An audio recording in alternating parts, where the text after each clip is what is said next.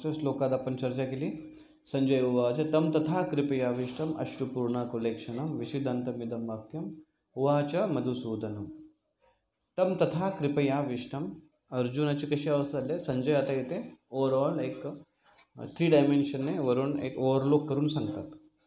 तं तथा कृपयाविष्टम अश्रुपूर्णकुलेक्षणम, अश्रुपूर्ण झाले अर्जुन. कृपयाविष्टम, करुणेने त्यांच्या मनात त्यांच्या अश्रुपात होत आहेत. कुल ईक्षणम, डोळ्यामध्ये. विषिदंतम इदम वाक्यम उवाच मधुसूदना, त्याची ही अशी अवस्था. विषाद, अर्जुन विषाद योग, विषाद करतायत ते. आणि अशी अवस्था बघून वाक्यम उवाच, म्हटले. उवाच कोण? मधुसूदन. मधुसूदन भगवंताचं एक नाव आहे मधुसूदन. ते आता ह्या पद्धतीने बोलायला सुरुवात करतात अर्जुनाची अवस्था अशी बघून. तर भगवंताने इथे मधुसूदन म्हणून आपण याच्यावर चर्चा केली. मधुसूदन का म्हटलेलं आहे? कारण जसं भगवान कृष्णांनी मधु या राक्षसाचा वध केला, त्याच पद्धतीने भगवान कृष्ण अर्जुनाच्या हृदयामध्ये जो असुर, विषाद नावाचा असुर बसलाय आणि त्या विषादने त्यांना ग्रस्त करून टाकलं. त्याचं जे फंक्शन आहे, रेग्युलर जे त्याचे कार्य करण्याची प्रणाली आहे, त्यांना त्यांनी ग्रस्त करून टाकलं. आणि म्हणून अर्जुन आता करुणेने जो व्याकुळ झाला त्याच पद्धतीने विचार करत आहे.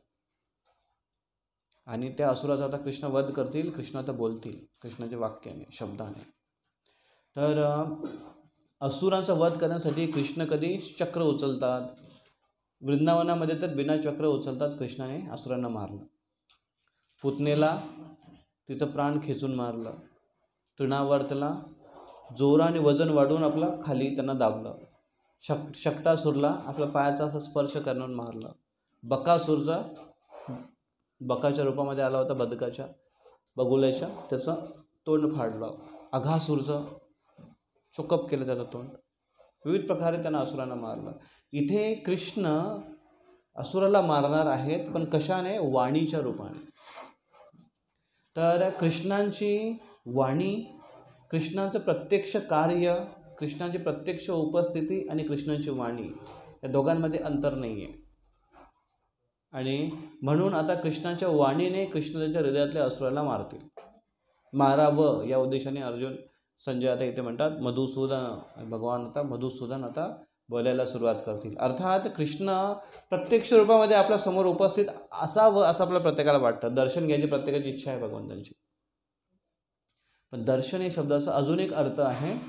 दर्शन म्हणजे शास्त्र, वेद, भगवंताची वाणी. आणि शास्त्र म्हणजे काय? जे भगवंत म्हणतात ते शास्त्र आहे. आणि त्याला पण दर्शन म्हणतात, दर्शनशास्त्र. त्याचं पण दर्शन, ते दर्शन वास्तविक जास्त महत्त्वाचं आहे आपल्यासाठी. डोळ्यांच्या दर्शनाने आपण बघू नाही शकत ना. डोळ्यांच्या दर्शनाने फक्त आपल्याला चित्र दिसतं, पण त्याच्या मागची भूमिका, ते वातावरण, ते अनुभव करण्यासाठी आपल्याला वाणी किंवा शास्त्र दर्शनाची आवश्यकता आहे. भगवंत ते वाणी दर्शन करणार आहेत अर्जुनाला. प्रत्यक्ष दर्शन तर आहे अर्जुनाचं, पण तरी पण अर्जुन मोहित झाले. तसंच भगवंताची वाणी, भगवंताचा उपदेश, भगवंताचा संदेश आणि भगवंताचं नाव हे सुद्धा एक वाणीच आहे. हे जेव्हा आपण उच्चारण करतो, हरे कृष्ण कृष्ण कृष्ण हरे हरे, हरे राम राम राम हरे हरे, भगवंताचं नामस्मरण करतो. हे पण हृदयाला शुद्ध करणारं आहे. मधु नावाचा राक्षस आहे, त्याचा वध करणारा आहे. म्हणून आता कृष्ण बोलायला सुरुवात करतील असं आपण मागच्या याच्यात चर्चा केली. आणि त्याच्यानंतर अजून काय म्हटलं की अर्जुनाचा अश्रू कशाने आले? कृपया तम तथा कृपया आविष्टम. कृपया म्हणजे करुणा, करुणाने आविष्ट, ओतप्रोत झालेत. कृपया तम तथा कृपया आविष्टम अश्रुपूर्ण कुलेक्षण. अश्रुपूर्ण कुले ईक्षणम, अर्जुनाचे डोळे. करुणेच्यामुळे अर्जुनामध्ये अश्रू आलेत. करुणा कुठली आहे इथे? आता इथली जी करुणा आहे, ही करुणा ही आप्तेष्टांप्रती असणारा एक लगाव, आसक्ती, मोह यांच्या कारणाने आहे. आणि त्यांची त्या नातेवाईकांप्रती त्याची जी बघण्याची जी सध्याची जी स्थिती आहे, भौतिक दृष्टी त्याच्यामुळे. आणि आपण त्याच्यावर चर्चा केली की डोळ्यातून अश्रू कुठल्या कुठल्या कारणाने येतात, अखेर चर्चा केली, आठवतं आपल्याला. आणि वैष्णवांच्या डोळ्यातून अश्रू यायला पाहिजेत, पण कुठली डोळ्यातून अश्रू येणं कुठली परिपूर्णता आहे याच्यावर आपण मागच्या वेळेस चर्चा केली. अरे परिपूर्णता काय आहे डोळ्यातून अश्रू येण्यासाठी? भगवंतांसाठी डोळ्यातून अश्रू आले पाहिजेत. भगवंतांना बघून, भगवंताचं नामस्मरण करून, भगवंतांची सेवा करून किंवा भगवंताची सेवा करायला मिळावी यासाठी अश्रू यायला पाहिजेत. सत्संग करायला मिळावं यासाठी अश्रू यायला पाहिजेत. अशा अश्रूने भगवंत हृदय शुद्ध करतात. तर आता भगवान बोलायला सुरुवात करतात. मग आता दुसऱ्या श्लोकापासून सुरुवात करूया. भगवंत बोलायला सुरुवात करतात. बघा आता भगवंत बोलायला सुरुवात करणार आहेत. पण भगवान प्रत्यक्ष बोलतील म्हणजे आता वडिलांसारखे आहेत ते, आईसारखे पण आहेत ते. करेक्टिव्ह मूडमध्ये कृष्ण येतात. शिष्याला आता उपदेश करतायत, आपल्या भक्ताला उपदेश करतायत. तर असं आपण नाही समजायला पाहिजे की आता भगवान आहेत एकदम प्रेमाने, अरे अर्जुन काय झालं तुला, अरे नाही नाही नाही रडायला नाही पाहिजे बेटा, ये इकडे बैस, मी तुला सांगतो. असं खांद्यावर हात ठेवून किंवा डोक्यावर हात ठेवून असं कुरवाळणार असं नाही आहे, अशी अपेक्षाच नाही इथे. आता अर्जुन भलेही रडकुंडीला आलाय, रडतोय, डोळ्यातून अश्रू येतात, कोणाला पण दया यायला पाहिजे. कधी कधी घरात असा प्रसंग घडतो की नाही, कोणतरी रडतं, डोळ्यातून अश्रू येतात, हिसकी घेऊन रडतंय आणि समोरचा व्यक्ती त्याला कुरवाळण्यापेक्षा, जवळ गेल्यापेक्षा, बाबू करण्यापेक्षा त्याला तुला सांगितलं होतं जाऊ नको. अरे मला एवढं त्रास होतोय, मी एवढं दुःखामध्ये आहे, मी डोळ्यातून अश्रू येत आहे, म्हणजे कमीत कमी एक करुणा, एक सिंपती, काय म्हणतात सिंपती, सहानुभूती दुसऱ्याची मला मिळावी यासाठी डोळ्यातून थोडे अश्रू येत आहेत. आणि असं एकदम, पण वरून अशी तिकडनं जेव्हा चाष्टाईस, डाट काय म्हणतात मराठी, रागावणं जेव्हा आपल्याला मिळतं, करेक्शन मिळतं, तेव्हा मात्र आपल्याला समजणं ते कठीण होतं. आता बघा कृष्ण कसे सांगतात बघा. आता आजचा श्लोक नंबर 2 सर्वांनी म्हणा मागे. श्री भगवान उवाच कुतस्त्वा कश्मलमिदं विषमे समुपस्थितम् अनार्यजुष्टम् अस्वर्ग्यम् अकीर्तिं करम् अर्जुन. श्री भगवान उवाच कुतस्त्वा कश्मलमिदं विषमे समुपस्थितम् अनार्यजुष्टम् अस्वर्ग्यम् अकीर्तिं करम् अर्जुन. श्री भगवान उवाच कुतस्त्वा कश्मलम् इदं विषमे समुपस्थितम् अनार्यजुष्टम् अस्वर्ग्यम् अकीर्तिं करम् अर्जुन. एक एक शब्दाचा अनुभव आता. श्री भगवान उवाच म्हणजे श्री भगवान, पूर्ण पुरुषोत्तम भगवान श्री कृष्ण हे म्हणाले. कुतस्त्वा कश्मलम् इदं, कुतः कुठून, कश्मलम म्हणजे कल्मश, त्वा तुझ्यातून, कुतस्त्वा कश्मलम इदम विषमे समुपस्थितम, सध्याच्या घटकेला समुपस्थितम आलेले आहेत. कुठून आलेले आहे तुझ्याकडून, हे तुझ्यामध्ये हे कल्मश कुठून आलेले आहेत. काय कल्मश, त्या कल्मशने काय झालं बघा. अनार्य, आर्य व्यक्ती असतो तो शोक करत नाही, पण इथे अनार्य म्हटलेलं आहे. आर्य शब्दाचा अर्थ आहे जो शोक करत नाही, जो शास्त्रज्ञानापती प्रबुद्ध आहे, जो जीवनाचा अर्थ जाणतोय, त्याला आर्य म्हणतात. अनार्य, तुझ्यामध्ये हे अनार्यपणा कुठून आला? अनार्य. जुष्टम, अस्वर्ग्यम, अशा गोष्टी तुझ्यामध्ये कुठून आल्या की ज्या उच्च गतीला नेण्यासाठी अडथळा आहेत किंवा उच्च गतीला नेण्यास योग्य नाही आहेत. अस्वर्ग्यम, स्वर्ग म्हणजे स्वर्गाची गती प्राप्त करून देणार नाही आहेत, उलट विपरीत प्राप्त करून देणार आहेत. आणि त्याचा परिणाम काय होईल? अकीर्तिम, त्याच्याने अकीर्ती निर्माण होणार आहे. अर्जुन, अर्जुना अकीर्तिम करम, अकीर्तिम करम अर्जुन. अशा पद्धतीचा तुझ्यामध्ये या गोष्टी कुठून आल्या? काय अर्थ आहे आता याचा? भगवान काय म्हणाले सगळ्यात अगोदर? कुतस्त्वा कश्मलम इदम विषमे समुपस्थितम. हे अर्जुन, तुझ्यामध्ये हे कल्मश कुठून आले? या घटकेला तुझ्यामध्ये कल्मश कुठून आले? म्हणजेच याच्या अगोदर अर्जुन युद्धासाठी तयार होते, सगळे आले पण होते, त्यांनी अस्त्र प्राप्त पण केले होते, तयारीशीर होते. पण या घटकेला आत्ता तुझ्यामध्ये कल्मश आले कुठून? याचा अर्थ हा पण एक आहे की प्रत्येक वेळेस अर्जुनाची अशी अवस्था नाही. याचा अर्थ असा आहे की ही जी खालची जी अवस्था आहे, अनार्य, अस्वर्ग्य, अकीर्ती, ही अर्जुनाची हमेशाची अशी अवस्था नाही आहे. अर्जुन हमेशा कीर्तिमान आहे, अर्जुन हमेशा स्वर्गम आहे, स्वर्गात जाऊन आलेले अर्जुन. आपण नाही जाऊ शकत स्वर्गात मेल्याशिवाय, मरावं लागेल त्यासाठी. त्याच्यानंतर पण जाऊ की नाही गॅरंटी नाही का? कुठे जाऊ काय माहिती नाही, पण आपल्याला जायचं नाही स्वर्गात. नको, स्वर्गात जाऊन पण नको. क्षिणे पुण्य मरते लोका विशंती, परत इकडे यावं लागेल पुण्य संपलं. तर अनार्य, अर्जुनामध्ये अशी अवस्था नाही आहे. अर्जुनाची अवस्था अशी नाही आहे. पण या घटकेला अर्जुन तुझी अशी अवस्था झाली कशी?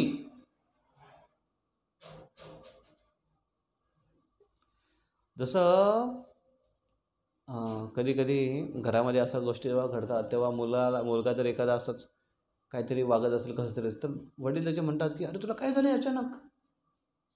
म्हणजे अचानक काय झालंय म्हणजे तो हमेशा तसा नव्हता, तो चांगला मुलगा, अरे तुला अचानक काय झालं? किंवा कधी कधी नवरा बायकोला विचारतो, किंवा कधी बायको नवऱ्याला विचारतो, अहो तुम्हाला काय झालं अचानक? आता तर तुम्ही चांगले होते आणि अचानक काय झालं? म्हणजे कसला तरी प्रभाव झाला आहे आता, म्हणून तुम्ही अचानक असं काहीतरी बरळताय.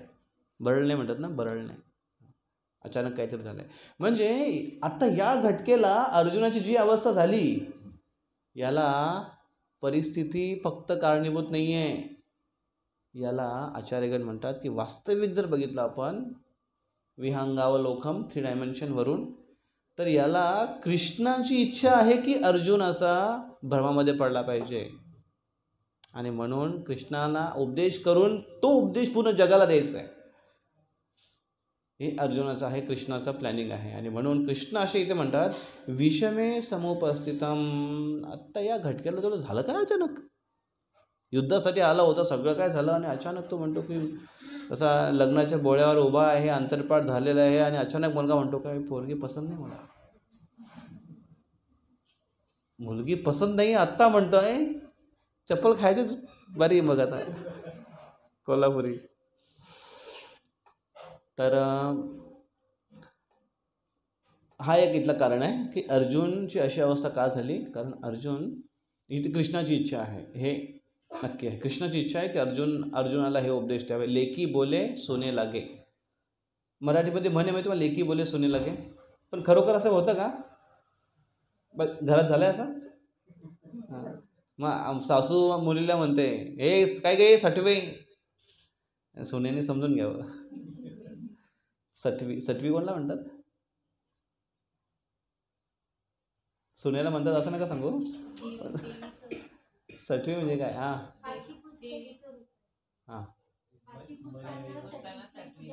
सटी. ती काय करते? 6व्या दिवशी जन्माच्या 6व्या दिवशी असं म्हणतात की ते आपलं भाग्य ती देवी असते ना. हां, मी पण असं ऐकलं लहानपणी. सटवी. पण मग सटवी कुठल्या अर्थाने म्हणतात? काय गे सटवे? सटी आणि सटवी वेगळी आहे का? नक्की. तुम्ही जरा इकडे तोंड करून बसा ना. झालं ना ऑफरिंग सगळं झालं ना? तर सटी सटी सटी वेगळी असते. सटी वेगळी असते. तर ती अशी म्हणते, मग तिला कोणाला ऐकवायचं असतं? सुनेला ऐकवायचं असतं की असं चालत नाही या घरामध्ये, व्यवस्थित वागलं पाहिजे. मग ती मुलीला ओरडते, मग सुनेला समजून घ्यायचं का हां माझ्यासाठी आहे, पुढच्या वेळेस सावधान. आणि पुढच्या वेळेस सावधान नाही राहिलं तर डायरेक्ट पण उपदेश येऊ शकतो. तर मग अर्जुन, मग कृष्ण, मग ती सासू डायरेक्ट सुनेला का बरं नाही सांगू शकत? ती घाबरते का? सासू घाबरते सुनेला? नाही घाबरत. मग का अशी डायरेक्ट बोलते? ते का डायरेक्ट सुनेला बोलू शकत नाही? का ती मुलीला बोलते? वाद म्हणजे सून आता नवीन नवीन आले तरी लगेच वाद घालेल कधी? उलट नवीन नवीन तर ऐकेल चुपचाप. मग का असं होतं? सांगा. दोघींना ऐकवायचं होतं, पण मुलीला बिचारी तर मुलगी पण समजून जाते, मला नाही ओरडती, त्या ओरडते मग उगीच मला ऐकावं लागतं.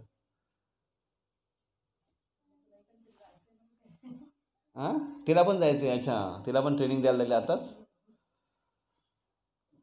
नाही, सून जी आहे ती सध्या अशी सून आहे. नावच आहे सून.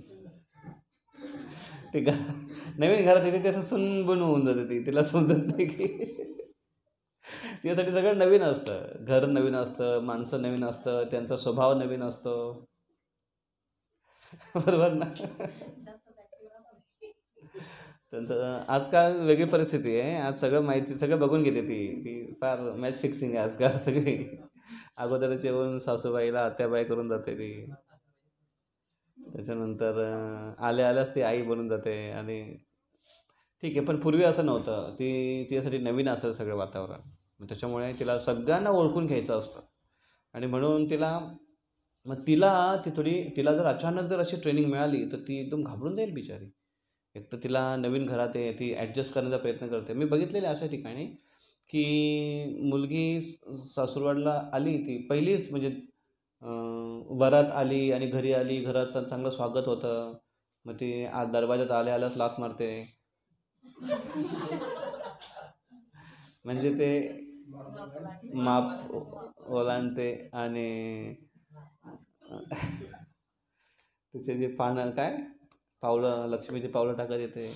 त्याच्यानंतर किती चांगला तिचं स्वागत असतो. पण मी बऱ्याच वेळा बघितलेलं असं की म्हणजे एकदा तुम्ही बघितलं की ती अक्षरशः जसे सगळे झालं ते विधी झाल्यानंतर मग काही लोक थांबले, काही लोक गेले.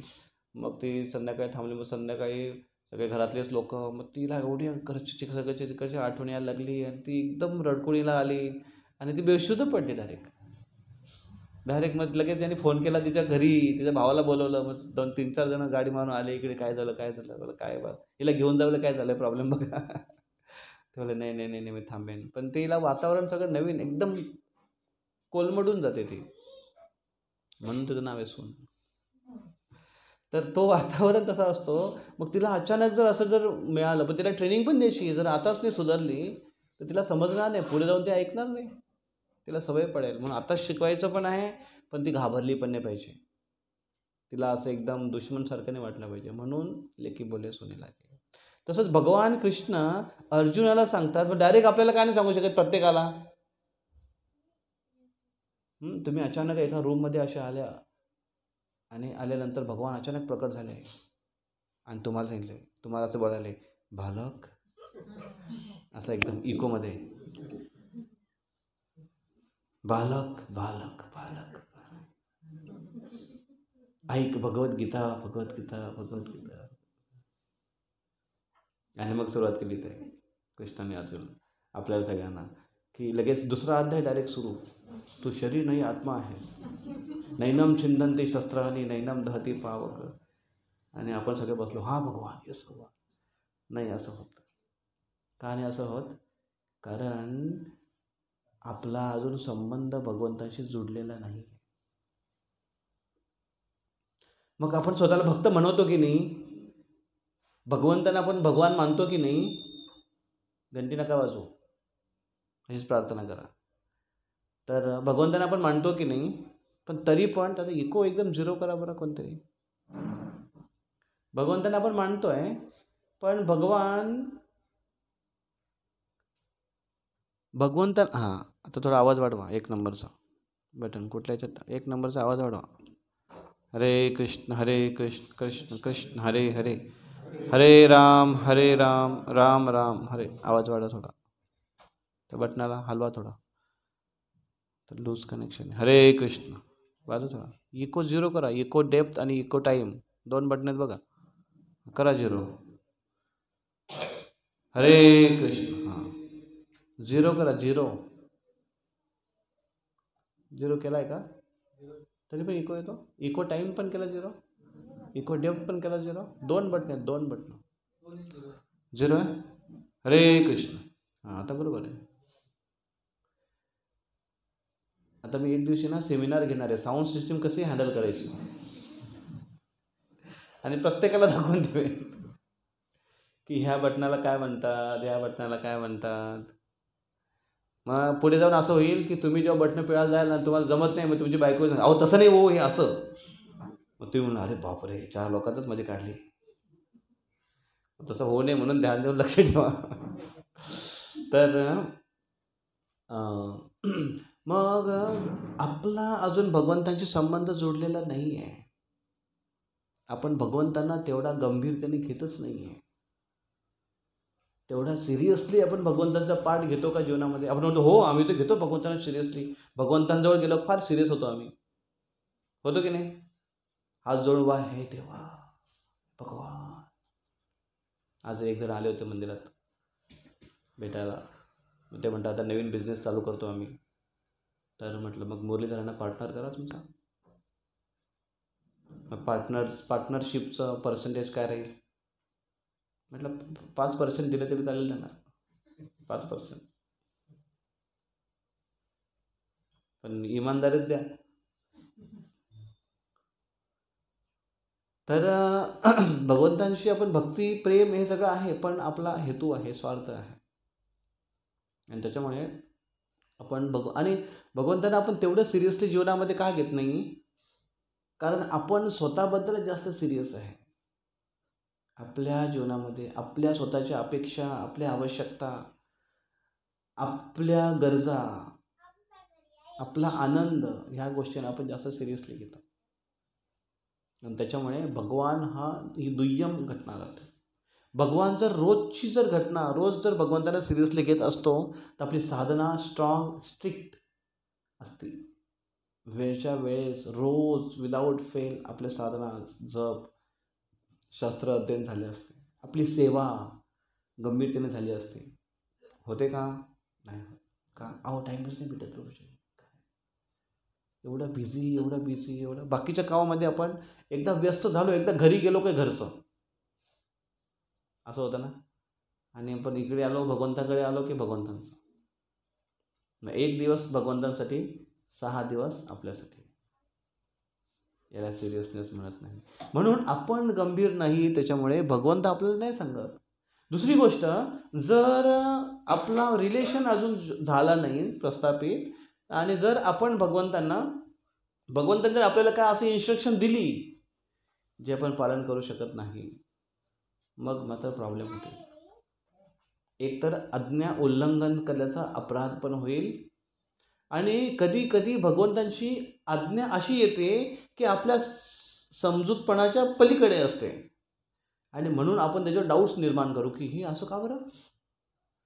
जीवनामध्ये अशा घटना जेव्हा घडतात आपल्या, आणि आपणच कधी कधी क्वेश्चन मार्क करतो, अरे असं कसं काय घडलं.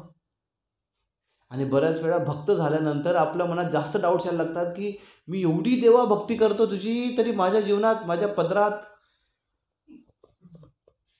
आजकाल पदर पण नाही. आजकाल ते एक पिक्चरची हिरोईन भगवंतासमोर प्रार्थना करते अशी, आणि डायलॉग असा होता की मी पदर पसरून भीक मागते. तर ती टी शर्ट घातला होता आणि जीन्स पॅन्ट घातली होती. आता पसरणार का? त्याच्यामुळे तो पण मोठा प्रॉब्लेम आहे. समर्पणाची इथून सुरुवात आहे आपली. तो एक सुरुवातीला एक होता, एक सीन होता असा शिवाजी महाराजांचा, की असा एक डायलॉग होता, एकदम परखडपणे होता, आणि तो बोलताना असा बोलायचा होता परखडपणे, आणि कंसात होता तलवार उपसून. तर तो डायलॉग पण म्हटला परखडपणे आणि कंसात तलवार उपसून, आणि तलवार उपजत नाही, तो म्हणतो कंसात तलवार उपसून. तसं होतं. त्याच्यामुळे जीवनामध्ये जेव्हा अशा घटना घडतात तेव्हा आपल्या मनात क्वेश्चन मार्क निर्माण होतात. म्हणजेच भगवंतांच्या प्रती पूर्ण समर्पण नाही आहे, आणि भगवंताचे प्लॅनिंग आपण समजू नाही शकत. आणि म्हणून भगवंत अशा भक्तांना सांगतात की जे त्यांचे शुद्ध भक्त आहेत, ज्यांना त्यांच्या कर्तृत्वावर, त्यांच्या इंटेन्शन, त्यांची उद्देशवर त्यांना डाऊट्स नाही आहे, अशा भक्तांना ते सांगतात. आणि तसे भक्त त्यांचे अर्जुन आहेत, सखा, जवळचे मित्र. ते कृष्ण पुढे जाऊन म्हणतील की मी तुम्हाला काही तुला उपदेश करतो मी अर्जुन, भक्तोसी मे सखा चेती रहस्यम एतत् उत्तमम. हे उत्तम रहस्य मी तुला का सांगतो, तू माझा भक्त आहेस आणि सखा आहेस. दोन योग्यता आहे भगवद्गीता ऐकण्याची, श्रवण करण्याची, समजून घेण्याची. एक तर आपण सखा पाहिजे भगवंतांचा, आहे का? नाही. भक्त पाहिजे भगवंतांचा, आहे का? प्रयत्न करत आहे. मग जेवढा गंभीर प्रयत्न आपण करणार तेवढे गंभीरतेने भगवद्गीता जीवनात समजणार. मग अशा पद्धतीने कृष्ण अर्जुनाला सांगायला सुरुवात करतात. आता हा बॅकग्राऊंड आहे. मग आपल्याला जर गीता समजून घ्यायची असेल तर प्रभुपाद भूमिका प्रस्तावनेमध्ये लिहितात की तो व्यक्ती कमीत कमी तो व्यक्ती भगवंताचा भक्त असायला पाहिजे, आणि नसेल भक्त तर त्याने कमीत कमी त्याने भगवान कृष्ण हे पूर्ण पुरुषोत्तम भगवान आहेत हे स्वीकार करूनच गीता समजून घेण्याचा प्रयत्न सुरुवात करायला पाहिजे. कारण जर त्यांनी कृष्णांना भगवान म्हणून जर त्यांनी स्वीकार नाही केला तर तो त्याच्यामध्ये खूप दोष काढेल. एका व्यक्तीला, माझ्या भाऊचा एक मित्र, त्याला गीता दिली वाचायला. तो थोडासा असा उटपटांगत होता. गीता घेतली, त्यांनी वाचली, परत दिली. जेव्हा परत द्यायला आला गीता, त्याला विचारलं त्याला, कशी वाटली तुला गीता? तर बोलले, त्यात काय म्हणे, कृष्णाने स्वतःचाच मोठेपण केलं आहे, असं त्याचा रिप्लाय. कृष्णाने स्वतःचा मोठेपण केलं आहे भगवद्गीतेमध्ये.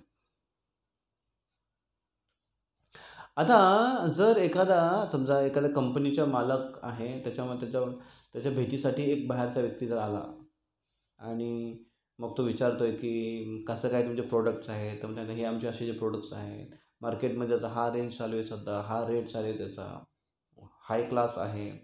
आणि ते म्हणतात मग तुमची आमदनी काय? आमची एवढी आमदनी आहे, हे आहे, असं आहे, तसं आहे. मग ह्या कंपनीचा मेन डिसिजन कोण? मेन डिसिजन मीच घेतो आहे, मी याचा मालक आहे, मी याचं हे, मी ते.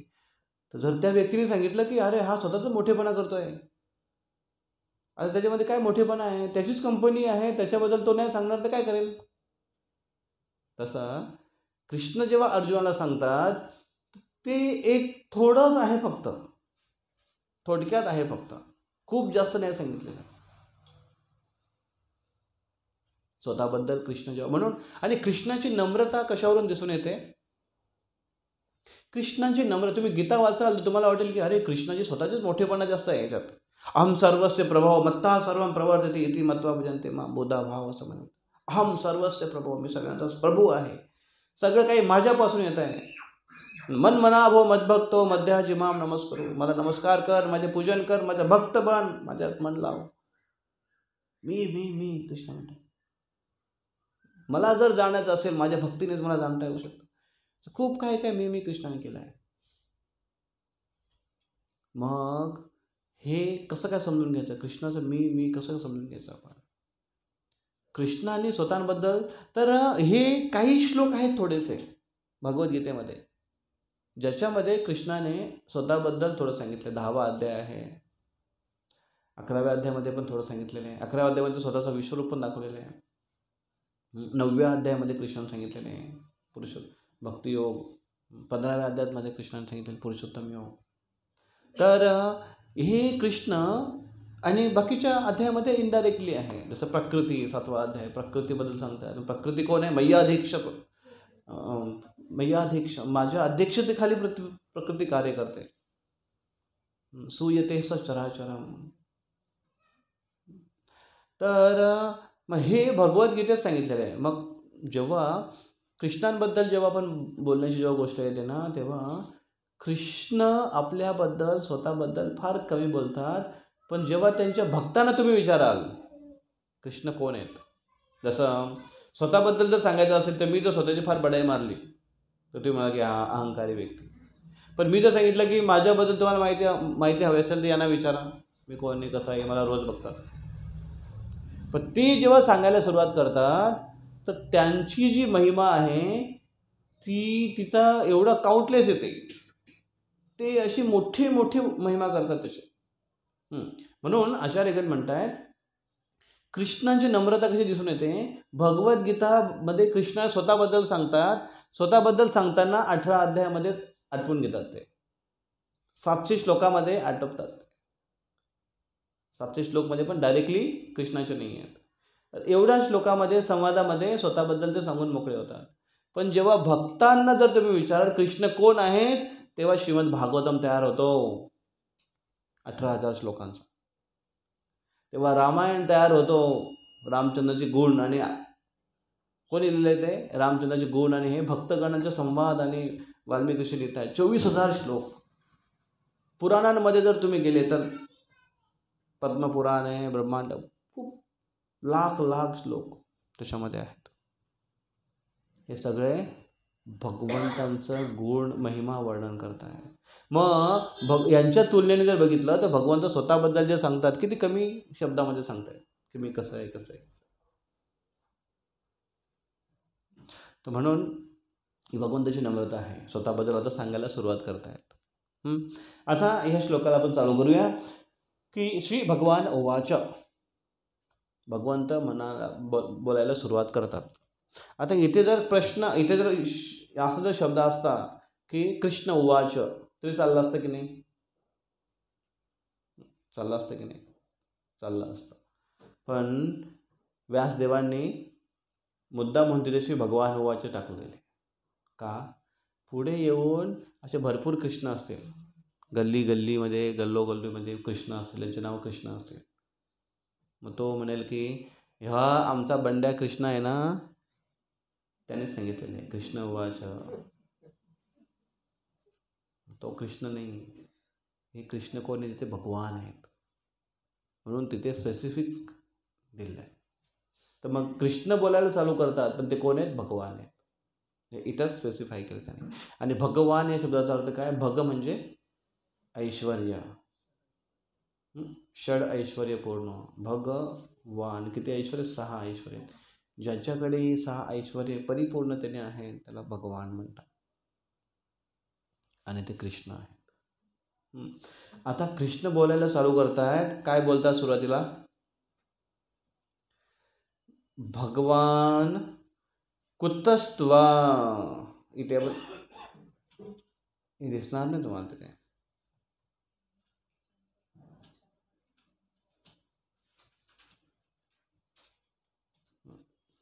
भगवान इथे श्रीमद भागवतमबद्दल थोडंसं चर्चा करता येईल. श्री भगवान उवाच. भगवंतांना जाणण्याचे काही स्तर आहेत. श्री भगवान उवाच. भागवतमचा पहिला स्कंद याच्यामध्ये वर्णन होतं. वदंती तत्तत्त्वविदस् यद्ज्ञानम अद्वयम ब्रह्मेति परमात्मेति भगवान इति शब्दते. भगवंतांना जाणण्याचे 3 स्तर आहेत. 3 स्तरांनी भगवंतांना जाणू शकतो किंवा भगवंतांच्या माहितीचे जाणण्याचे 3 स्तर आहेत. 3 स्टेप्स. First, second, third. पहिली स्टेज भगवंत निराकारवादी आहेत असे लोक म्हणतात. त्याला म्हणतात ब्रह्मेति, ब्रह्मण. डोक्याला मुंग्या येतील थोड्या पण तरी पण ऐकून घ्या. ब्रह्मेति, ब्रह्मण याचे बरेच शब्द होतात. ब्रह्मा, ब्रह्म, ब्रह्मण, परब्रह्म असे शब्द आहेत. परब्रह्म आणि ब्रह्म मोस्टली भगवंतांना वापरला जातो. अजून त्याच्यामध्ये जर भेद करायचा झाला तर ब्रह्म जीवात्म्याला पण म्हटला जातो, कारण परब्रह्माचा तो एक अंश आहे. आणि परब्रह्म म्हणजे भगवान. भ्रम म्हणजे भ्रमित होणे, तो भ्रम वेगळा. ब्रह्म आणि ब्रह्म याच्यामध्ये फरक काय आहे? ब्रह्मा कोणला म्हणतात? ब्रह्माजी 4 डोकेवाले, सृष्टीची निर्मिती करणारे ते ब्रह्माजी. ब्रह्म कशाला म्हणतात? भगवंतांचा निराकार स्वरूप. अरे निराकार पण आणि स्वरूप पण. निराकार रूप, अरे निराकार पण आणि रूप पण. मग काय म्हणाल त्याला? भगवंताचं निराकार स्वरूप म्हणजे काय? भगवंतांच्या अंगकांतीतून, अंगातून, शरीरातून एक दिव्य कांती, तेज बाहेर निघतात. त्याला म्हणतात ब्रह्म ज्योती. भगवंतांना ब्रह्म म्हणतात. त्यांच्यातून निघणारा प्रकाश त्याला म्हणतात ब्रह्मज्योती. आणि ब्रह्मज्योतीमध्ये विलीन होणं हे निराकारवाद्यांची परिपूर्णता आहे, त्यांच्या भक्तीची किंवा त्यांची साधनेची. मग भगवान कृष्ण जेव्हा त्यांच्या अंगकांती, शरीरातून एक दिव्य तेज बाहेर निघतो, तो तेज या भौतिक जगत आणि आध्यात्मिक जगत त्यांच्यामध्ये एक पोकळी असते, एक रिकामी जागा असते, त्याच्यामध्ये तेज पसरलेला असतो. मग तो तेज आध्यात्मिक जगामध्ये नाही का? आहे. भौतिक जगामध्ये नाही का? नाही. का नाही? दोघांच्या मध्ये एक नदी आहे, पाण्याने भरलेली, विरजा नदी. आणि ती आध्यात्मिक आणि भौतिक जगाची बॉर्डर आहे. ती ब्रह्मज्योती आतमध्ये इकडे येत नाही. हां, येते ती, पण कशाच्या रूपामध्ये? एक वेगळ्या भौतिक, एक वेगळ्या स्वरूपामध्ये येते ती, सूर्य आणि चंद्राच्या प्रकाशाच्या रूपामध्ये. म्हणून कृष्ण म्हणतात प्रभास्मी शशी सूर्य यो. मीच शशी आणि चंद्र आणि सूर्याची प्रभा आहे, ती माझी प्रभा आहे. म्हणजे भगवंतांचा ती ब्रह्मज्योती आहे, पण वेगळ्या फॉर्ममध्ये आहे. मग जर ती जीवात्मा मुक्त होऊन, निराकारवादी मुक्त होऊन ब्रह्मज्योतीमध्ये जाऊन दिव्य आनंदाची अनुभूती करतात त्या ब्रह्मज्योतीमध्ये, आणि तेच ब्रह्मज्योतीचं तेज सूर्य आणि चंद्राच्या माध्यमातून आपल्याला भौतिक जगामध्ये आहे. मग आपण या जगामध्ये या सूर्याच्या तेजामध्ये असा दिव्य आनंद का बरं प्राप्त करत नाही? सध्या थंडीमध्ये करतो, पण सकाळी कोवळवून आलं का दिव्य आनंद होतं. ब्रह्मज्योतीचा अनुभव आपल्याला कधी होत नाही. होतं का? नाही होत. का? आपली चेतना तशी नाही विकसित असतो. आणि प्रत्यक्ष तो भगवंताच्या ब्रह्मज्योतीचा प्रत्यक्ष संबंध नाही तिथे. तर मग भगवंतांना जाणण्याचे 3 जे स्तर सांगितलेत. पहिला स्तर, भगवान निराकार आहेत असं मानतात लोक. निराकार भगवान आहेत असं लोक मानतात. पण भगवंत निराकार नाहीत. भगवंत साकार आहेत, पण निराकार स्वरूपाने त्यांना जाणण्याची एक पहिली पायरी किंवा पहिली एक स्टेज आहे की ते निराकार आहेत अशा याच्यामध्ये लोक मानतात. कसं भगवंतांना जाणू शकतात? की आता याच्यामध्ये काही जे निराकारवादी आहेत ते असा तर्क करतात. लक्षात घ्या, निराकारवादी आहेत ते असं तर्क करतात. काय तर्क करतात ते? की ज्यांना भगवंत सर्वत्र पाहता येत नाही त्याने मूर्तीमध्ये पहा, असं म्हणतात. आणि मूर्तीमध्ये भगवान आहे, साकार रूपामध्ये भगवंतांना ते पाहायला जेव्हा त्याची ट्रेनिंग चांगली होते तेव्हा ते हळूहळू सगळ्या ठिकाणी निराकार स्वरूपामध्ये भगवंतांना पाहायला सुरुवात करतात, असं त्यांचं म्हणणं आहे. पण वास्तविक तसं नाही आहे. भगवंतांचा स्वतःचा पण एक स्वरूप आहे, पण ते निराकार रूपामध्ये सुद्धा प्रकट होतात. अणु रेणूमध्ये भगवान, अन्नांतरस्थ परमाणुचयांतरस्थम, ब्रह्मसंहितेमध्ये भगवान म्हणतात. भगवंत अन्नांतरस्थ परमाणुच, अणु रेणूमध्ये भगवंत निवास करतात परमात्मा रूपामध्ये, वासुदेव फॉर्म. मग त्याला एखादा व्यक्ती जाणायला सुरुवात करतो आणि मग हळूहळू त्याची जेव्हा प्रगती होते तेव्हा त्याला कळतं की अरे भगवान हे फक्त दिव्य तेजस नाही आहे किंवा निराकारच नाही आहे, तर त्यांचा एक स्वतःचा स्वरूप पण आहे, एक रूप पण आहे. ते प्रत्येकाच्या हृदयात परमात्मा रूपामध्ये निवास करतात, हे तो जाणायला सुरुवात करतो. ही आहे योगियांची अवस्था. पहिले जे कोण आहेत, पहिले ज्ञानी आहेत किंवा निराकारवादी आहेत, भगवंतांना निराकार रूपामध्ये जाणण्याचा प्रयत्न करतात. दुसरा त्याच्यामध्ये थोडी प्रगती करतोय आणि भगवंतांवर ध्यान करतोय आणि ध्यान करताना हृदयामध्ये परमात्मा स्वरूप भगवंतांवर तो ध्यान करतोय आणि त्याची सिद्ध अवस्थेमध्ये तो भगवंतांना बघू लागतोय हृदयामध्ये, प्रत्यक्ष रूपामध्ये, व्यक्ती रूपात. कसं आहे त्यांचा रूप परमात्मामध्ये? शंख चक्र गदा धारण करणारे भगवान आहेत, मुकुट किरीट धारण करणारे, सुवर्ण किरीट धारण करणारे आहे, सुंदर स्माईल त्यांच्या मुखमंडलावर आहे, घनश्याम वर्ण त्यांचा आहे, पितांबर धारण करणारे, सुंदर वर्णन आहे भागवतामध्ये. मग असा व्यक्ती भगवान परमात्मा रूपामध्ये तो जाण्याला सुरुवात करतो आणि एखादा व्यक्ती त्याच्यामध्ये अजून प्रगती करतोय, त्याला हे त्याला लक्षात येतं की भगवान फक्त परमात्मा रूपामध्ये प्रत्येकाच्या हृदयामध्ये नाहीत, तर त्यांचं स्वतःचं आपलं एक धाम आहे, त्यांचं स्वतःचं आपलं एक लोक आहे, स्वतःचं आपलं एक घर आहे, त्यांचे भक्त आहेत, त्यांचा परिवार आहे, त्यांचं जग आहे, भौतिक जगाच्या पलीकडे आध्यात्मिक जग. हे जेव्हा जाणतो ती परिपूर्ण अंडरस्टँडिंग, समज आहे की भगवान निराकार नाही आहेत, साकार आहेत, त्यांचं एक स्वतःचं धाम आहे. तिथून ते इथे येतात आपल्याला शिकवण्यासाठी. कसं जाणता येईल हे? त्याच्यासाठी उदाहरण देतात प्रभुपादजी. सूर्याचं उदाहरण देतात. सूर्याचं उदाहरण काय देतात की सूर्य अजून उगवला नाही आहे, पण प्रकाश येतो की नाही? प्रकाश येतो. मग तो प्रकाश म्हणजे प्रकाशाला आकार आहे का? तो प्रकाश कुठून येतो? पण सूर्यापासून येतोय. प्रकाशाला आकार नाही. तो प्रकाश बघून आपल्याला वाटते की हा सूर्य आला. तर सूर्याची फक्त प्रकाश रूपामध्ये जी अंडरस्टँडिंग आहे ती पहिली अंडरस्टँडिंग. सूर्यप्रकाश आला म्हणजे काय? हा सूर्य आला. सूर्य कसा आहे? सूर्य आहे सगळ्या ठिकाणी आहे, तो निराकार आहे. ही पहिली अंडरस्टँडिंग सूर्याबद्दल. दुसरी, एखादा व्यक्ती थोडा हुशार होतो, त्याच्यामध्ये अजून जास्त माहिती मिळते त्याला, तो बघतो की अरे थोड्या वेळानंतर सूर्य वर गोळा असा एक बाहेर आला.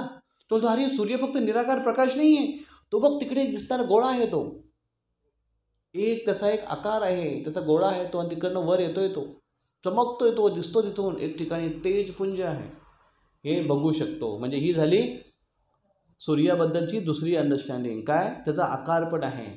जसं पहिल्यांदा भगवंताचं निराकार, त्याच्यानंतर आकार परमात्मा रूपात, तसं हे गोळ्याच्या रूपामध्ये त्याचं अंडरस्टँडिंग आहे. आणि तिसरी अंडरस्टँडिंग एखाद्या सूर्याबद्दल घेतो, तो म्हणतो अरे सूर्य फक्त असा एक केवळ गोळाचा हे फिरतो असं नाही आहे, सूर्य एक ग्रह आहे, त्या ग्रहावर नुसतं आग पूर्ण आहे त्याच्यामध्ये, आणि त्याचा एक लोक आहे, आणि सूर्य देव, सूर्य नारायण आहे, तो त्या ग्रहाची पूर्ण देखभाल करतो आणि तो ह्या गोष्टी इकडून तिकडे करून मॅनेज करतो. शास्त्रामध्ये अजून डिटेल दिलेलं आहे त्याच्याबद्दल. हे जेव्हा एखादा व्यक्ती जाणतो, तो परिपूर्ण त्याची अंडरस्टँडिंग आहे की सूर्य लोक आहे, सूर्य नारायण आहे. जर तुम्ही शास्त्रात बघाल ना, तर त्याच्यात वर्णन असं आहे की सूर्य हा ग्रह अग्नितत्वाने बनलेला आहे, पूर्णपणे अग्नितत्वाने. बघा, तुम्हाला एक सायंटिफिक काही रिसर्च तुम्हाला कळेल असं की काही बॅक्टेरियाज असे आहेत की जे पाणी उकळवलं तरी मरत नाही, पण जर ते पाणी थंड केलं तर ते मरतात. अशा काही बॅक्टेरिया आहेत.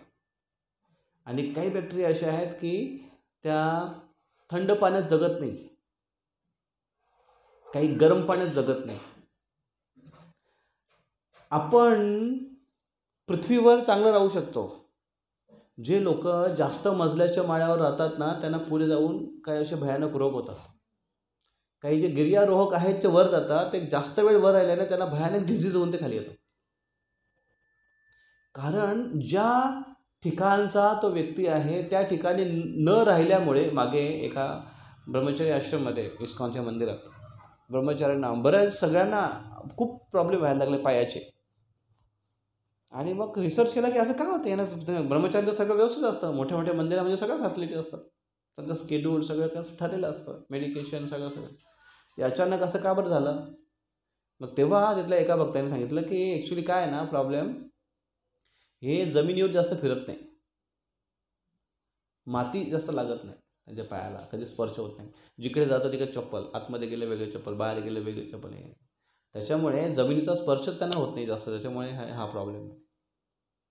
आपण पृथ्वीवर जो आहे आणि पृथ्वीचा खूप संबंध आहे आणि पृथ्वीवर आपण चांगलं राहू शकतो. माती तत्वाने बनलेलं आहे आपण, मातीच होती की नाही नंतर, माती तत्वाने बनलेलं. तो हवा तत्वामध्ये जर जास्त वेळ राहिला तर त्याला जमणार नाही, त्रास होईल त्याला. किंवा तसंच तुम्ही जमिनीच्या आतमध्ये जर राहायला लागलं जास्त तरी पण नाही जमणार. ते उंदराचं काम आहे, सर्पाचं काम आहे, हवेमध्ये राहणं पक्ष्यांचं काम आहे. अशा पद्धतीने जो जीव ज्यासाठी बनलेला आहे तो तिथेच बरोबर राहू शकतो. माश्याला तुम्ही बाहेर काढा, तो कम्फर्टेबल नाही आहे, त्याला पाण्यातच राहील व्यवस्थित. मनुष्य पाण्यामध्ये किती पण चांगली फॅसिलिटी करून तो आतमध्ये सोडा, ती जागा त्याची नाही आहे, त्याच्या शरीराला पोषक नाही येते. तसंच अग्नितत्वाने बनलेले जे जीव आहेत त्याचं शरीर अग्नितत्वाने बनलं, त्याच्यामुळे ते सूर्यग्रहावर राहू शकतात. फायरी एलिमेंट त्याच्यामध्ये आहे. तर तसं सूर्यग्रह आहे जे आजपर्यंत आपल्या विज्ञानाला अजून समजलेलं नाही आहे, कारण पोहोचू नाही शकत तिथे. चंद्रावर जाऊन तिथे काय माहिती नाही, त्यानंतर काही दिसलंच नाही तिथे, फक्त दगडगोटे घेऊन आले तिथून. किती महाग येते दगडगोटे, किती खर्च झाला जाण्यासाठी.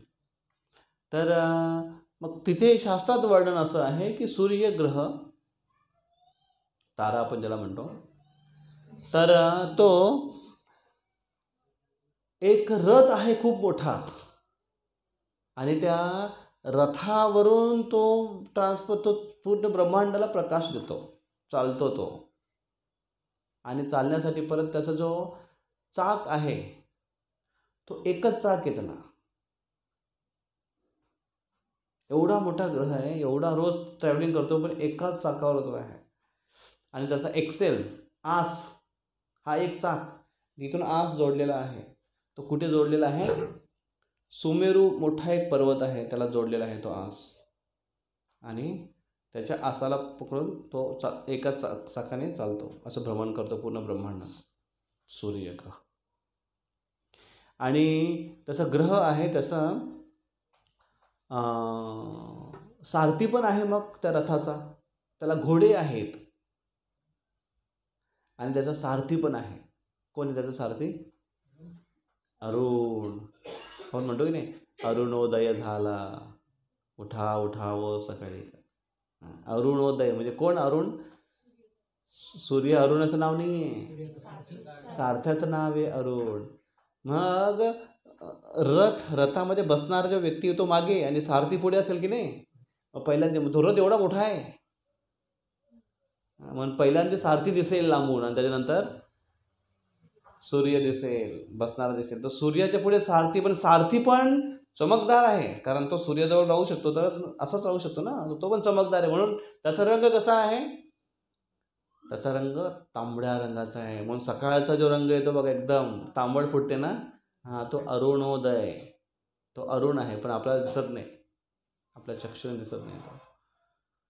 त्याच्यानंतर मग सूर्य उगवतो. आणि त्याच्यावर भरपूर ऋषी आहेत जे सूर्याची हमेशा स्तुती करत असतात आणि मंत्रांचं पाठ करत असतात आणि वेदांचं उच्चारण, श्लोकांचं उच्चारण करत असतात, वेद मंत्रांचं. आणि तिथे सूर्यदेव त्यांना शिकवत राहतात, त्यांचे टीचिंग क्लास पण चालते. आणि त्या क्लासमध्ये हनुमान शिकलेले आहेत त्यांच्या ट्युशनमध्ये. तर असं जो ग्रह आहे. मग एखादा व्यक्ती जो डिटेल्स जाणतो तो त्याला लगेच कळतं का हो सूर्य फक्त एक चमकणारा नाही आहे, ग्रह आहे, तिथे ह्या सगळ्या ॲक्टिव्हिटी डेली होतात. आणि मग तशी अंडरस्टँडिंग एखाद्याची असेल ती परिपूर्ण अंडरस्टँडिंग आहे. सूर्यग्रह, सूर्य दिसणारा एक गोळा आणि सूर्यप्रकाश, प्रकाश जाणणारा व्यक्ती सूर्य गोळा आणि सूर्याच्यावर ग्रहामध्ये काय चालतो हे त्याच्याबद्दल त्याला माहिती नाही आहे. तसंच एखादा निराकारवादी आहे त्याला फक्त ब्रह्मज्योतीबद्दल माहिती आहे, पण भगवान त्याचं साकार स्वरूप आणि त्याचं धाम, त्याचे भक्त तिथे काय लीला चालते हे त्याला माहिती नाही. त्याच्यामुळे त्याला त्याच्यात आनंद, तो आनंद त्याला मिळत नाही. म्हणून पहिला स्तर कुठला आहे?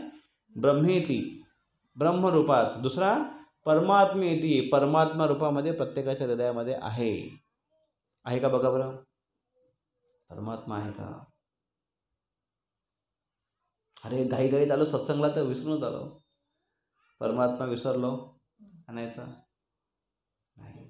परमात्मा रूप आहे आणि भगवान इति शब्द ते, आणि भगवान. आणि मग दुसरा उदाहरण दिलं जातं समजण्यासाठी. काय माहिती आहे का? एक मुलगा असतो, तो आईला विचारतो की आई ट्रेन म्हणजे काय ग, रेलगाडी म्हणजे काय? तिला इतका आवाज येतो, ऊ नाही असा आजकाल वेगळा आवाज, शंखासारखा आवाज येतो. तर तिने म्हटली ती बघ गाडी आली बघ तिकडनं, रेलगाडी आली, जा छतावर जा आणि बघून ये. मग तो गेला पळत पळत पळत छतावर, आणि त्याला तिकडं दुरून आवाज येतोय आणि लाईट दिसते तिकडनं दुरून, पहाटे पहाटे बघत. मग तो आला पळत पळत पळत, आई दिसली दिसली दिसली. काय दिसली? रेलगाडी. बोल कशी असते रेलगाडी? रेलगाडी म्हणजे आवाज, को असा आवाज, आणि रेलगाडी म्हणजे प्रकाश. समजलं मला रेलगाडी. तुला अच्छा समजला, परत एकदा जा आणि परत व्यवस्थित बघ. मग तुला ते परत जा. तो परत गेला वर, थोडा थांबतोय, वाट बघितलं. मग इतका त्याला लांब असे बऱ्याच डब्यांची अशी लांब काहीतरी पळत येताना दिसते. तो म्हणतो अरे रेलगाडी दिसली मला. मग तो आला पळत पळत खाली. आईला म्हणतो आई समजलं मला रेलगाडी म्हणजे काय? काय? रेलगाडी म्हणजे लाईट, रेलगाडी म्हणजे आवाज, आणि रेलगाडी म्हणजे अशी लांब डब्यांची पळणारी गाडी, ही रेलगाडी. ते म्हणते हां वा वा वा, आता जास्त माहिती भेटली. ते म्हणते आता ना थोड्या वेळात परत जा आणि परत जाऊन बघ रेलगाडी म्हणजे काय. तो परत जातो आणि रेलगाडी अशी पुं करत पुढे येते आणि स्टेशनवर थांबते. आणि तो वरून बघतोय की अरे ही फक्त डबे नुसते असेच पळणारे नाही आहेत, ह्या डब्यामध्ये लोक असतात. काही लोक उतरले, काही लोक चढले, आणि काही लोकांचा आवाज येतो चाय चाय, वडे वडे वडे असा आवाज येतोय. म्हणजे इथे ही ट्रेन फक्त नुसती अशी आवाज देणारी नाही आहे. मग तो खाली येतो पळत पळत, आईला म्हणतो आई समजलं मला ट्रेन म्हणजे काय. ते बोलले काय? ट्रेन म्हणजे लाईट, ट्रेन म्हणजे आवाज, ट्रेन म्हणजे खूप डबे आणि पळणारी गाडी, आणि ट्रेन म्हणजे त्याच्यात लोक असतात. काही लोक उतरतात, काही लोक चढतात. ट्रॅव्हलिंग करण्यासाठी, इथून दुसऱ्या ठिकाणी जाण्यासाठी ट्रेनचा उपयोग होतो. आणि बरेच वडे तिथे वाटणारे आहेत, बरेच लोकांची चहलपहल आहे. याला रेलगाडी म्हणतात. माई म्हणते हां आता तू पूर्णपणे समजला. मग पहिली समज, दुसरी समज आणि तिसरी समजमध्ये काय अंतर आहे की नाही? आहे. तसंच भगवंतांबद्दल पहिली समज काय आहे? निराकार, सगळीकडे भगवंत आहेत, निराकार. दुसरी समज काय आहे? अरे नाही निराकार नाही, त्याला आकार सुद्धा आहे, पण परमात्मा रूपामध्ये. तिसरी अंडरस्टँडिंग काय? की त्यांचा स्वतःचं एक धाम पण आहे, स्वतःचं आपलं एक जगत आहे जिथे आपण सगळे होतो त्यांच्यासोबत. पण काय बुद्धी आली काय माहिती, आलो इकडे फिरायला थोडा जामनेरमध्ये, की चला जरा जाऊया आता भाऊंचा सत्कार होणार आहे, तर जरा जाऊन बघूया इकडे. आज मी तिकडे निघालो भुसावळवरून, तर मोठे मोठे बिलबोर्ड लावलेले सावकारांचे, मंत्री साहेब, आता मंत्रिपदाचं झालं, आणि जिकडे तिकडे नुसते बोर्डच बोर्ड. तर मी विचार करत होतो की काय मोठा प्रोग्राम होणार आहे की झाला काय काय. ते बघायला आलो आपण इकडे भुसावळमध्ये आणि जामनेरमध्ये, आणि इकडेच राहिलो. बाबुल का घर प्यारा लगे, नाही असं ते काय भूल काय असं काहीतरी, नाही चुकीचं बोललो का मी? उलटा बोल. पिया का घर प्यारा लगे, बाबुल का घर भूल गए. अच्छा, तर घरचं कृष्णांचं घर हे विसरलो आपण, आणि भौतिक जगत चांगलं वाटायला लागलं. त्या उंदरासारखं, त्या उंदराला 2 बटन होते, एक बटन शॉक लागतो, एक बटनने खाना मिळतं. तो बटन दाबण्यामध्ये एवढा मस्त झाला की दरवाजे उघडले तरी पण तो बटन दाबत राहिला. त्याचा भौतिक जगामध्ये आहे की दरवाजेच नाही बंद, असं वाटतच नाही की कुठेतरी बंद केलं आपल्याला, कोंडवले, असं वाटतच नाही. त्याच्यामुळे निघण्याचा प्रयत्न करत नाही. तर भगवंतांना जाणण्याच्या 3 पद्धती आहेत. ब्रह्मेती, परमात्मेती, भगवान इति शब्दते.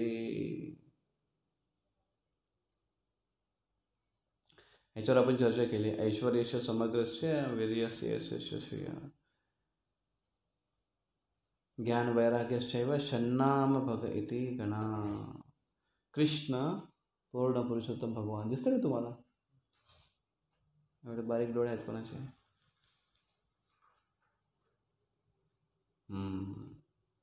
तर हे भगवान उवाच. मग आता कृष्ण पहिलाच आपण इथपर्यंत आणू आणि बंद करू. कृष्ण काय म्हणतात आता बघा की कुतस्त्वा कश्मलम इदम. अर्जुन, तुझ्यामध्ये हे कल्मश आले कुठून? आता कृष्णाची अशी, अर्जुनाची अशी अवस्था पाहून कृष्णांना अनएक्सपेक्टेड होतं हे सगळ्या गोष्टी. आणि म्हणून कृष्ण आता येते अर्जुनाला थोडं प्रताडित करतात, थोडंसं रागावतात. अरे हे काय हे असं, हे अशा गोष्टी कुठून आल्या तुझ्याकडून? हे तुझ्याकडून अपेक्षित नव्हते अर्जुन, हे असं अनएक्सपेक्टेड. आणि त्याच्यामुळे कृष्ण आता अर्जुनाला थोडंसं रागवतात. तर आपापसामध्ये, आप्तेष्टांमध्ये जेव्हा जिथे प्रेमाचा संबंध असतो, जिथे अपेक्षेचा संबंध असतो, तिथे नाराजगी हे संभव आहे.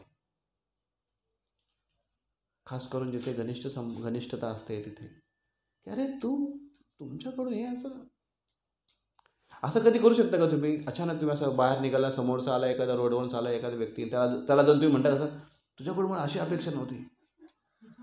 तो काय झालं बाबा? अचानक काय झालं? अपेक्षा नव्हती. तो पण म्हणाल मला पण अपेक्षा नव्हती की असंच कोणतरी येईल मध्ये आणि मला विचारेल, अपेक्षा नव्हती. तर नात्या संबंधांमध्ये अशा गोष्टी होतील आणि इथे पण झालं. पण इथे कृष्णांचा जो रोल आहे तो अर्जुनाच्या मार्गदर्शनासाठीचा रोल आहे.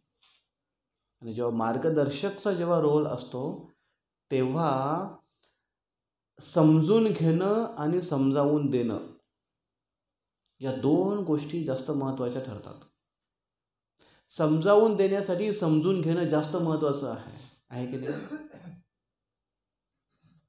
रिलेशनमध्ये कधी कधी समजावून देणं याची जास्त आवश्यकता वाटत नाही किंवा नसते, पण कधी कधी फक्त समजून घ्यावं हीच अपेक्षा असतं की नाही? असं की मला कोणतरी समजून घ्या,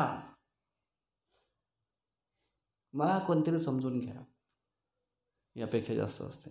आणि म्हणून कधी कधी असे जेव्हा भक्त असतात तेव्हा किंवा असं रिलेशनमध्ये घरी जेव्हा असतात तेव्हा काहीतरी बोलतो आपण किंवा एखाद्या व्यक्ती काहीतरी बोलतोय, त्याच्या बोलण्याला कदाचित काहीच तथ्य नसेल, तो असाच इलॉजिकल काही ना काही बडबडतोय आणि समोरचा व्यक्ती फक्त ऐकतोय आणि फक्त ऐकून घेतोय आणि फक्त ऐकून घेतोय आणि म्हणतोय अच्छा अच्छा ठीक आहे शांत व्हा. त्याच्यासाठी फक्त तेवढंच आहे की पाठीवर थोडा थोपटा, थोडं जवळ घ्या, थोडे प्रेमाचे 2 शब्द बोला. बाकी तुमच्या फिलॉसॉफीची मला काहीच गरज नाही, तुमच्या तत्त्वज्ञानाची मला काही आवश्यकता नाही आहे, फक्त ऐकून घ्या. असं असतं ना कधी कधी, बऱ्याच वेळा असं असतं. इमोशनल रिलेशनशिप समजून घेणं आणि मग जेव्हा आपण समजून घेतो तेव्हा समजावणं सोपं जातं. एखाद्या व्यक्तीला जेव्हा समजून घेतो तेव्हा समजावणं सोपं जातं. बिना समजून घेऊन समजावू नाही शकत आपण. आणि ही प्रत्येकाला आवश्यकता असते, प्रत्येकाला याची आवश्यकता असते. समजून घेणं आणि समजावून देणं प्रत्येकाला आवश्यकता असते आपल्या आपल्या लेवलवर. आणि त्याच्यामुळे रिलेशनमध्ये या दोन गोष्टी आता इथे कृष्ण आणि अर्जुनाचं इथे आता एक सुरुवात होईल. आता मग थोडंसं ओरडतायत कृष्ण. कुतस्त्वा कश्मलमिदं विषमे समुपस्थितम. कुठून आलं तुझ्यामध्ये हे अर्जुन? कल्मश कुठून आलं तुझ्यामध्ये हे? आणि हे तुझ्या अकीर्तीला कारणीभूत ठरणार आहे. हे तुला उच्च गतीचा मार्ग नाही पण खालच्या गतीचा मार्ग तुला देणार आहे. आणि कसल्या गोष्टी करतोस तू? अनार्य. त्या काळामध्ये अनार्य जर कोणाला म्हटलं तर मोठी शिवी येते. हाय मला अनार्य म्हटला, एवढा मोठा इन्सल्ट देतो, अनार्य. जसं आपल्या भाषेमध्ये इथे कोणाला जर म्हटलं एखादा की कुत्ते, कुत्ता बोला मुझे. लेकिन अमेरिकेमध्ये जर तुम्ही बोला की कुत्ते तुला, कारण तिथे कुत्ता फार प्रिय आहे. सकाळी सकाळी ते लोक कुत्र्याला घेऊन फिरायला जातात. पण अमेरिकेमध्ये रूल्स असा आहे की रोडवर तुम्ही घाण नाही करू शकत. आणि तुमच्या कुत्र्याने जर रोडवर घाण केली तर तुम्हाला फाईन लगेच. आणि ते कॅमेरे असतात, CC कॅमेरे आजकाल आहे बघा रोडवर, ते असतात कॅमेरे घेऊन. 80 स्पीड जळगाव नागपूर रोड, आणि 80च्या वर तुमचं असेल आणि ते कॅमेऱ्याने पकडलं लगेच तुमच्या मोबाईल लगेच बिल येईल. तुम्हाला पैसा भरायची गरज नाही, आपोआप कट होईल.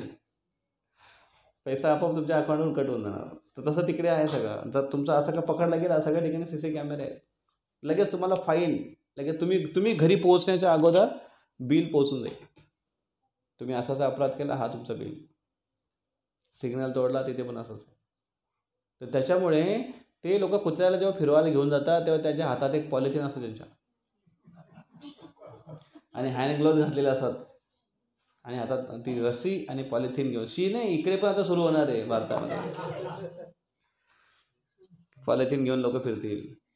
मी तर एक दिवशी मला फार आश्चर्य झालं ते की मी एक ठिकाणी एक रूम टेरेसवर होतो, एक दुसरी रूम तिकडे, आणि सकाळची वेळ आहे, सकाळ म्हणजे 8-9च्या आसपास. मी उन्हामध्ये असे चालत चॅन्टिंग करत होतो. शेजारी सांगितलं होतं मागे एकदा. तर तो एक मुलगा तो शेजारच्या टेरेसवर तो त्याच्या कुत्र्याला घेऊन असं फिरत होता मस्तपैकी. त्याच्यावर पप्पी घेत होता, काय काय करत होता. मग असं करता करता कुत्रा फिरता त्यांनी तिथेच आपला कार्यक्रम केला टेरेसवर एका ठिकाणी. मग तो लगेच ते हे घेऊन आला, आपला पत्र्याचे जे असतात ते उचलण्यासाठी तो घेऊन आला लगेच. आणि त्यांनी मग तो असा घेऊन आला लगेच, त्यांनी मला बघितलं लगेच. तो असं इकडे तिकडे बघायला लागला, असं काय मी बघितलंच नाही तुला. मी बघितलं आता फार लाजेल. आता मी थोडा साईडला झालो. जसं मी साईडला झालो तसं लगेच त्यांनी घेतलं ते आणि उचललं. जसं त्यांनी उचललं तसं मी समोर आलो. मग तो बिचारा घेऊन गेला तिकडे टाकतोय. विचार करा तो आहे इथे पण आपल्या. तर प्रत्येकाच्या ठिकाणी वेगळी एक पद्धत येते म्हणण्याची की काय म्हणता तुम्ही. जसं देवतांच्या याच्यामध्ये लोकांमध्ये मनुष्य म्हटल्यावर तेवढं हे मनुष्य म्हणजे एकदम थर्ड क्लास. हे काय लोक आहेत ते पृथ्वीवरचे मनुष्य त्यांचं राहणीमान. आणि कलियुगातला मनुष्य म्हणजे अरे रे रे रे रे एकदम सत्ययुगातले त्या काळचे जे म्हणजे सत्य त्रेता द्वापर ह्या युगामध्ये तरी मनुष्य होते ना, त्यातले कर्तबगार राजा होते. त्यांची चर्चा स्वर्गापर्यंत व्हायची असं वर्णन आहे शास्त्रामध्ये. असे होते कर्तबगार. पण कलियुगातले लोक अरे रे ते म्हणतात नाही सगळ्यात टाकाऊ माल आहे सगळं कलियुग, एकदम थर्ड क्लास. त्याच्यामुळे कलियुगामध्ये देवता इकडे फिरत नाही. ते वरूनच बघतात काय करायचं करा तिकडे ते मला. आणि त्याच्यामुळे त्यांच्या भाषेत जर ते म्हटले, त्यांना जर कोणाला शिवी द्यायची असतील तर काय म्हणले माहिती का, हे मानव. आणि आपल्याला मानव म्हटल्यावर एकदम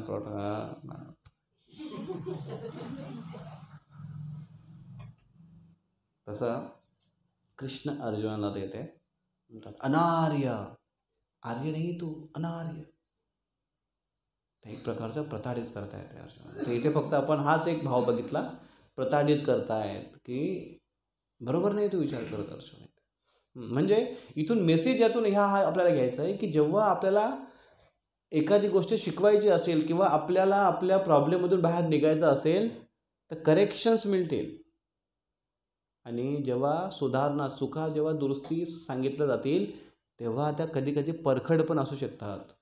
आपली तयारी असायला पाहिजे. पायात काटा रुतला आहे आणि तुम्ही म्हणा की नाही फक्त असं फुंकर म्हणा मस्त वाटते. हां किती मस्त वाटतं. अरे मस्त नाही, पिकेल तो, पस होईल त्याच्यामध्ये, वाढेल ती जखम. काय बाई तो गपचूप काढू दे मला काटा. कधी काढते ना आई, काटा काढते ना, सुईने काटा काढते, दुखतो.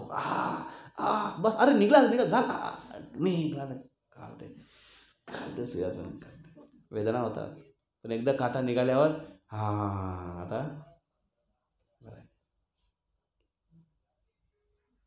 तसं करेक्शन्स कधी कधी मग त्याची आपल्याला तयारी ठेवावी लागते, ठेवायला पाहिजे.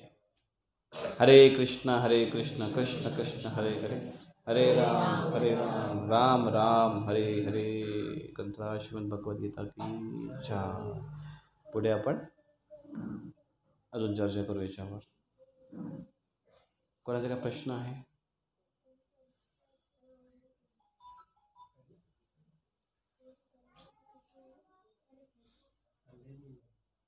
Any question?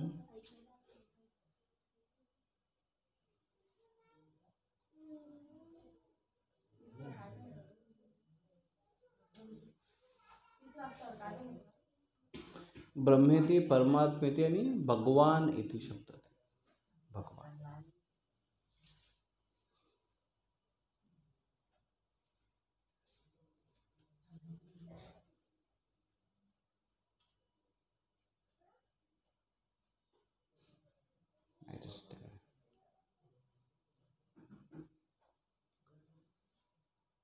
काय अनाउन्समेंट? स्कोर, बुक डिस्ट्रीब्युशन, मॅरेथॉनचा स्कोर, इस्कॉन जामनेर.